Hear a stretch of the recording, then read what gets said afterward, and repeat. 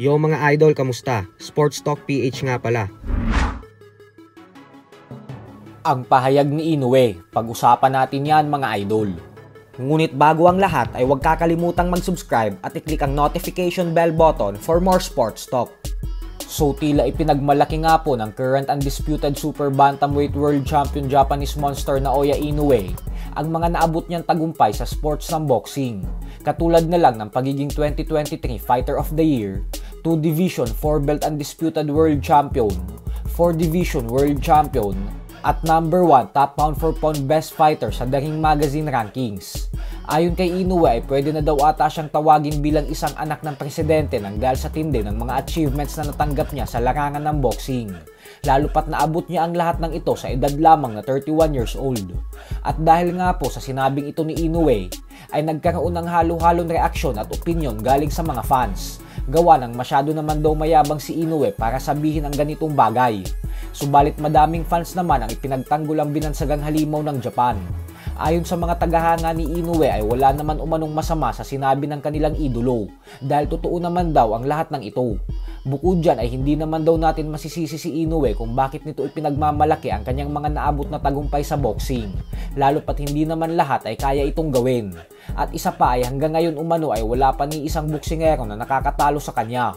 Lahat ng itinapat sa kanya sa ibabaw ng lona ay pinataob niya.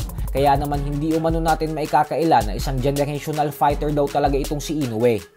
Sa kabilang banda naman mga idol ay magdadalawang buwan na nga po ang nakakalipas magmula nang maging isang ganap na 4 Division World Champion ang current WBA Junior Middleweight Champion Terence Crawford. Ito ay matapos niyang talunin ang former undefeated champion na si Israel Madrimov via unanimous decision. Subalit tila hindi nga po natatanggap ng dating kampiyon ang kanyang nalasap na pagkatalo sa kamay ni Crawford.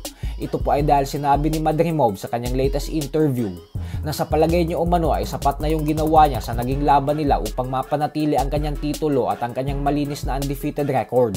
Kaya naman laking gulat niya umano nang marinig niya ang ring announcer na itinanghal si Crawford bilang bagong kampiyon. Pero ganun pa man nga po ay sinabi naman ni Madrimov na handa na daw siyang makipag-rematch kay Crawford sa lalong madaling panahon para mabawi niya ang titulo na inagaw nito sa kanya.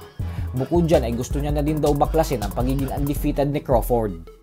Subalit sa kasamaang palad nga po para kay Madrimov ay mukhang malabo niyang makuha ang inaasam-asam niyang rematch dahil hindi na papayag pa si Crawford na labanan ulit siya.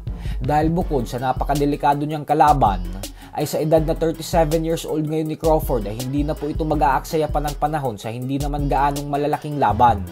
At bagkus nakatuon na ang atensyon ni Crawford sa mga bigating laban na siyang magbibigay sa kanya ng limpak-limpak na milyones upang mapaghandaan niya ang kanyang nalalapit na pagre-retiro. Yan po ang dahilan kung bakit hindi tumitigil sa paghahamon si Crawford kay Canelo Alvarez, kahit alam niyang maliit lang ang tsansa niyang manalo. So hanggang dito na lang po muna tayo mga idol.